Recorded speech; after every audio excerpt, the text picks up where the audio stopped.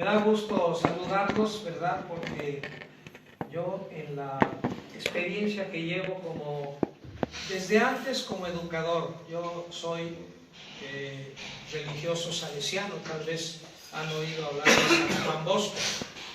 Él entregó su vida a la educación de los jóvenes, ¿verdad? Y él entendió algo muy importante que tiene que ver mucho con lo que estamos tratando, ¿no? Hay que evitar, y de ahí viene el concepto de prevención, hay que prevenir, hay que evitar que los jóvenes hagan malas experiencias, porque después es muy duro, muy difícil, doloroso, etcétera, etcétera, el sacarlos de esa situación, de esa mala experiencia, ¿no? El caso de las adicciones es un caso que corrobora esto, ¿no? Entonces, don Bosco vio en su tiempo, porque recién que se hizo sacerdote en Turín, Italia, vio que, bueno, él recién ordenado fue a una casa donde un sacerdote les daba a los recién ordenados, les daba una especie de preparación inmediata al trabajo pastoral, porque en el seminario pues era estudiar, ¿no? Ahora ya afortunadamente se hacen experiencias de pastoral, ya de empezar a ejercitarse en lo que va a ser su vida. Allí don Bosco lo hizo ya ordenado con uno que fue también un gran santo, San José Cafaso, ¿verdad? Y a don Bosco, el mismo San José Cafaso se lo llevó, ¿sabe a dónde? A las cárceles de Turín.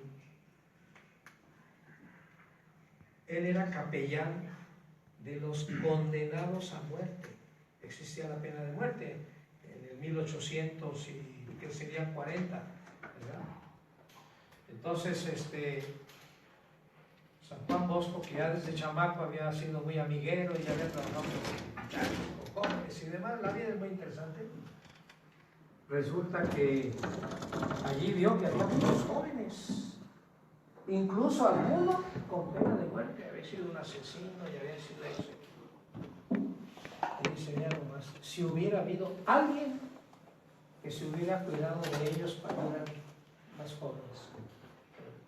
Y de ahí él tomó la decisión, hay que evitar que los jóvenes hagan malas experiencias, porque eso los va a sacar del camino correcto, les va a hacer daño en todo sentido a su persona, desde su salud, su persona, sus relaciones, su futuro, lo que sea, ¿no?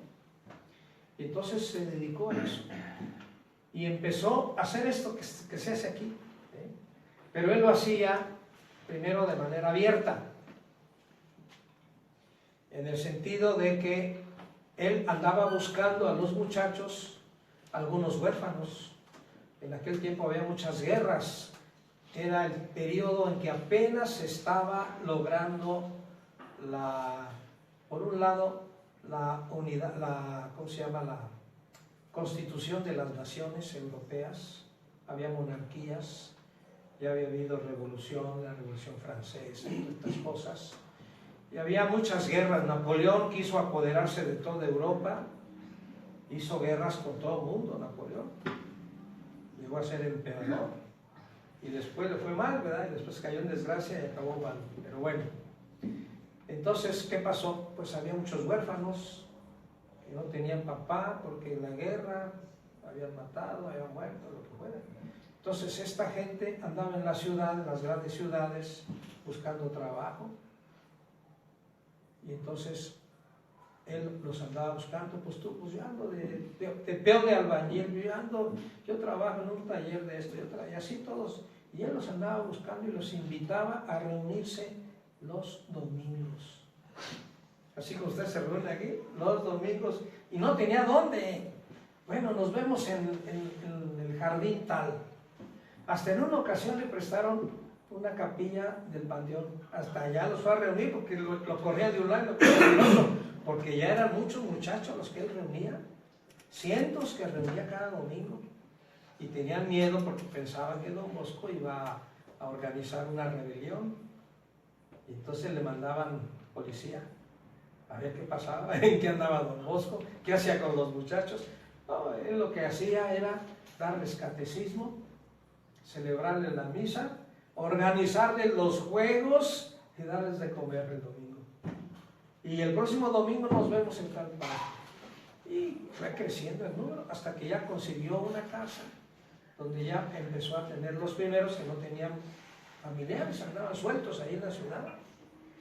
Y fue el que empezó a hacer, fíjense, en su tiempo, contratos de trabajo, que no existían los contratos de trabajo.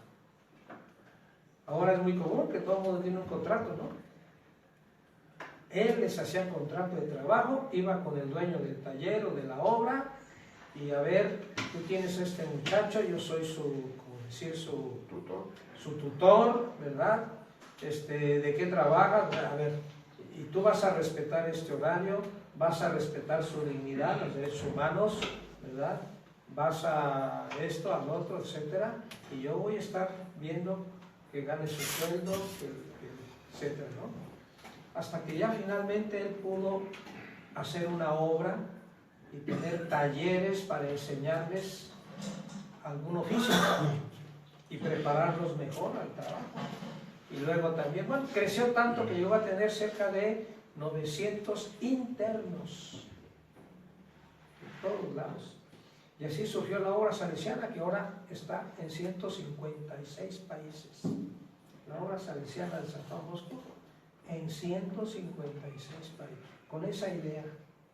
Prevenir que los jóvenes no agarren caminos equivocados, darles valores, darles, como dijéramos, fortalezas en sus decisiones, iluminar su mente, prepararlos para la vida y todo, ¿no? ¿Verdad? Y de ahí surge todo este método preventivo. Bueno, pero ustedes me dirán, pero nosotros ya andamos en otro asunto. Bueno, ahora se trata de recuperarse. Y esto de hacerlo en grupo es de las cosas más positivas. Todo el mundo se anima, ve que no es solo él, que hay varios que tienen su situación parecida, cada quien la suya, ¿verdad? Pero todos están con ese deseo y tienen un grupo y tienen una guía y van superándose. Ahora, para nosotros, yo como obispo, pues me interesa también la parte religiosa. Yo sé que estos grupos son abiertos porque puede participar uno que tenga una religión, otra diversa, o hasta uno que no crea, ¿no? Sin embargo, hay siempre una conciencia que es universal de que hay toda una realidad en el mundo que nos supera, que no es producto de nuestro poder, de nuestra inteligencia, de nuestras capacidades. Simplemente el sol, la luna y las estrellas no las hicimos nosotros, no las podemos controlar, ahí están, tienen sus leyes, porque tienen sus leyes. Hay que decir que existe la ciencia. Si no hubiera leyes en la naturaleza, la ciencia no existiría, todo sería un caos. Y tú no sabes cómo va a pasar esto o cómo va a pasar lo otro. La ciencia investiga, sabe que hay leyes y puede calcular. Y ya ven ahora que andan mandando sondas, va a ser la primera vez que van a mandar con tripulación a Marte. 3 años van a estar viajando, más de 3 años, a velocidades tremendas. 3 años para llegar a Marte. Fruto de la ciencia, y la ciencia es fruto de que hay leyes, si no, ¿cómo le haces? ¿Verdad? Entonces, mira, esta realidad nos dice, hombre, si hay toda una perfección en todas las cosas, hay alguien que tiene esa ciencia, hay alguien que tiene ese poder, porque las cosas no suceden por casualidad, las cosas no se dan por casualidad, siempre hay una causa y un efecto. Esto sucedió así porque sucedió, la causa fue esta, ¿no? Entonces, esto para decirles que como cada quien comprenda la realidad de que hay un ser superior, del cual también mi vida depende, porque las leyes que yo tengo en mi biología, en mi inteligencia, mi modo de pensar, mi modo de razonar, pues todo tiene leyes, ¿no? Existe la filosofía, la lógica matemática, la metafísica, tantas cosas que se pueden estudiar, ¿no? Es pura ciencia. Bueno, pues digo yo, pues darme cuenta de que mi vida tiene una causa superior a mí mismo, no solamente mis papás, que fueron los mediadores de darme la vida, sino todas esas leyes que están detrás. ¿Quién las puso? Sus papás lo vivieron para darles vida, ¿no? Pero ¿quién puso todo ese modo de funcionar de la naturaleza? Es el superior. Todo depende, ¿no? Bueno, para quienes creemos en Jesucristo nuestro Señor, pues sabemos cómo ha hablado Él del Padre, cómo Él se ha declarado como Hijo de Dios, que asumió una condición humana para buscar a la humanidad descarriada. O sea, piensen en cualquier condición humana que se sale del orden que debería observar, ¿verdad? Y para ese orden, pues hay leyes, diríamos, que son universales, que son lógicas de la razón. O sea, la humanidad llega a concluir eso, pero que a la vez han quedado expresadas religiosamente en lo que fue la experiencia del pueblo de Israel, por medio de Moisés, que les entregó de parte de Dios estos 10 mandamientos, ¿verdad? Si tenemos todos un instinto de sobrevivencia, quiere decir que privar a alguien injustamente de su vida no se debe hacer. Es un pecado grave quitarle la vida a alguien, ¿no? ¿Por qué? Porque la naturaleza misma, en automático, como luego decimos, se defiende. Vemos que y enseguida nos ponemos alerta, ¿no? Vemos algo que nos amenaza, ¿no? Nos ponemos alerta. Entonces, cuando yo recibo no matarás, o sea, la defensa de la vida, es un mandamiento. La razón, ¿qué busca la razón? Busca la verdad, ¿no? ¿Sí o no? Sí. Todos buscamos la verdad. Ya está la investigación, ya está todo eso, ¿no? Entonces, si mi inteligencia busca la verdad, el que me estén mintiendo está mal. Estás engañando, estás mintiendo, ¿verdad? Entonces, no mentirás, otro mandamiento. O sea, si se fijan, son codificaciones de algo que es universal, porque así estamos hechos. El respetar a papá y mamá, porque nos han dado la vida, nos han criado desde chiquitos, nos han, en fin, como mejor pudieron, ¿verdad? Porque pues hay veces que, como decimos, no estudiaron para padres. Ahora ya se trata de ayudarles a los que se casan a que aprendan un poquito de pedagogía, de educación, de conocimiento psicológico, de desarrollo humano y cosas de esas, para que puedan educar un poquito mejor a los hijos, ¿no? Sepan manejar más la condición humana, ¿no? La cuestión de los afectos, la cuestión de la voluntad, la cuestión del carácter. Son todas cosas que se tienen que trabajar y un educador las tiene que conocer. Les digo, porque yo como educador a eso me dedico y hay que estudiar todas esas cosas, ¿no? Ayudar a los jóvenes, ¿no? Y entonces estábamos hablando de que hay mandamientos en la Sagrada Biblia, y Cristo cuando viene a este mundo y nos habla de eso también nos habla. Ustedes oyeron que se dijo tal cosa, pues yo además les digo esto. ¿Y qué hace Jesús? Explicar ese mandamiento, pero a profundidad, no nada más la parte exterior formal, no. Lo que puede ser el origen de tu conducta, lo que traes tú en tu cabeza, traes buenas intenciones o malas intenciones, ¿verdad? Lo que traes en tu corazón, traes envidias, traes rencores, traes esto, Lógicamente que uno que ande así, pues va a hacer daño, no va a cumplir con el mandamiento. Y a eso señala Jesús. ¿Verdad? De que muchas de estas cosas, antes de que tú llegues a hacer aquello, tú ya aquí, ya lo estuviste, como quien dice, maquinando. ¿Verdad? ¿Te fijas, no? Entonces, es muy importante el que todo esto sea objeto de reflexión, como algo que nos ayuda a comprendernos en lo que somos, cómo estamos hechos, ¿verdad? Cuáles son los criterios, diría yo, racionales, y además de eso, los criterios que puedan ser religiosos, cada quien según su fe religiosa. La mayoría somos católicos, ¿verdad?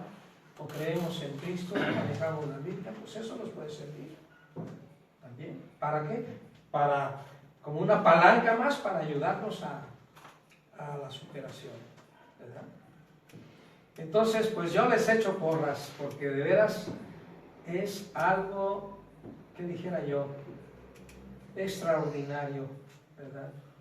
Es, como les decía yo al principio, lo primero es reconocer que algo anda mal en nuestra vida, identificarlo y decir, pues vamos a luchar, y aquí me van a ayudar todos, porque la experiencia de todos es parecida y nos ayudamos unos con otros y todos nos damos ánimo.